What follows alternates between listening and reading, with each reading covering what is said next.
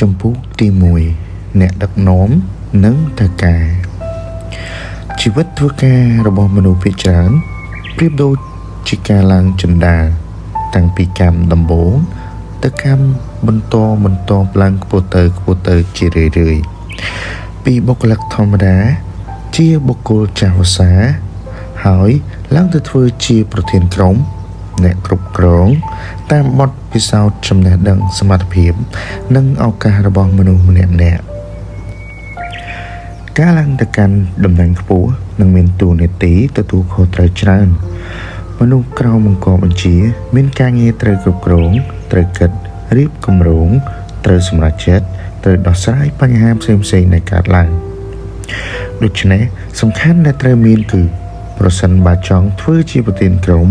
និងជាអ្នកគ្រប់គ្រងដែលជោគជ័យនោះគឺការអភិវឌ្ឍខ្លួនឲ្យស្របទៅនឹងការទទួលខុសត្រូវដែលច្រើនឡើងកំណត់ត្រាបទពិសោធន៍របស់អ្នកគ្រប់គ្រងដែលជោគជ័យរមែងតែផ្ដល់ជាទស្សនៈនិងមេរៀនល្អដែលយើងអាចយល់ដឹងនិងយកទៅបំលែងប្រើបានរឿងមួយដែលគួរយល់ដឹងគឺជោគជ័យកើតចេញពីភាពជាអ្នកដឹកនាំច្រើនជាងអ្នកគ្រប់គ្រងដែលជាទស្សនៈចេញពីបទពិសោធន៍នៃការធ្វើការងាររបស់ Harry Gordon Selfridge អ្នកធុរកិច្ចដ៏ជោគជ័យម្នាក់ដែលមានជីវិតអំឡុងឆ្នាំ1857ដល់ឆ្នាំ1947បានបង្កើតហាងទំនិញដ៏ធំបំផុតមួយនៅក្នុងទីក្រុងឡុង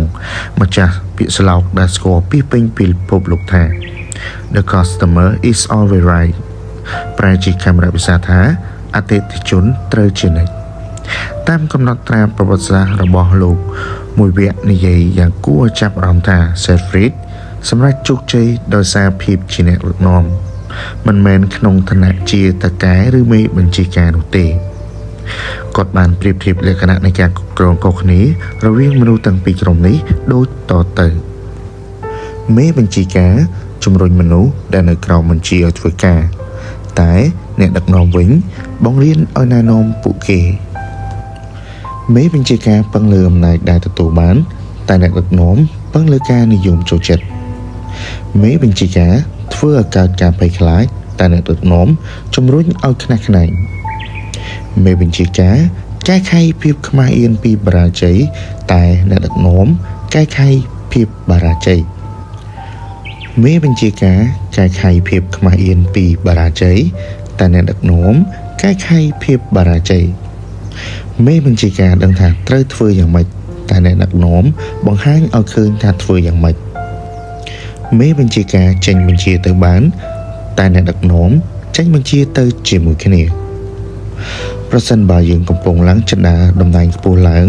បទពិសោធន៍ភាពជាអ្នកដឹកនាំរបស់ Selfridge ជារឿងដែលយើងគួរចងចាំនិងធ្វើតាមមានដូចជាបង្រៀនច្រើនជាងបញ្ជា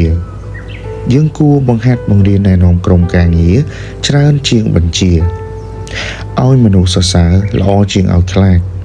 យើងគួរមានលក្ខណៈនិស្ស័យដែលធ្វើឲ្យមនុស្សគោរពរាប់អាននិងចូលចិត្តយើងច្រើនជាងតំណែងធំដែលយើងទទួលបានធ្វើឲ្យមើលមិនមែនត្រឹមតែចាំមើលយើងគួរជាគំរូល្អការធ្វើឲ្យគេមើលរមែងធ្វើឲ្យមនុស្សយកតម្រាប់តាមយើងបានជំរុញគុណតម្លៃយើងគួរមានមនុស្សអាចសាងកម្លាំងជំរុញចិត្តឲ្យបុគ្គលិកឃើញគុណតម្លៃនៃការងារដែលធ្វើយល់ស្របនឹងគោលដៅនិងមានភាពខ្នះខ្នែងក្នុងការរួមកម្លាំងគឺមានចំណែករួមការងារនោះធ្វើឲ្យសម្រេចចូលរួមទទួលខុសត្រូវនឹងកែខៃយើងគួរចូលរួមទទួលខុសត្រូវលើកំហុសឆ្គងរបស់ក្រុមការងារនិងរកវិធីកែខៃរាល់កំហុសឆ្គងដែលកើតឡើងមិនផ្ដោតលើការកែខ្លួនឬទម្លាក់កំហុសទៅអ្នកដទៃឡើយនាំក្រុមការងារទៅជាមួយគ្នាយើង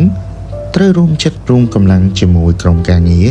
ត្រូវទៅជាមួយគ្នាមិនមែនចេញបញ្ជាឲ្យអ្នកដទៃធ្វើតែប៉ុណ្ណោះទេមេរៀនពីបទពិសោធន៍ជោគជ័យរបស់ Harry Gordon Selfridge ប្រហែលជាមានចំណែកធ្វើឲ្យយើងឃើញពីភាពសំខាន់របស់ភាពជាអ្នកដឹកនាំហើយសង្ឃឹមថាយើងនឹងលបងសមត្ថភាពខ្លួនឯងឲ្យមានលក្ខណៈរបស់អ្នកដឹកនាំបែបនេះច្រើនជាងគ្រាន់តែជាមេបញ្ជាការដែលមានអំណាចម្នាក់តែប៉ុណ្ណោះ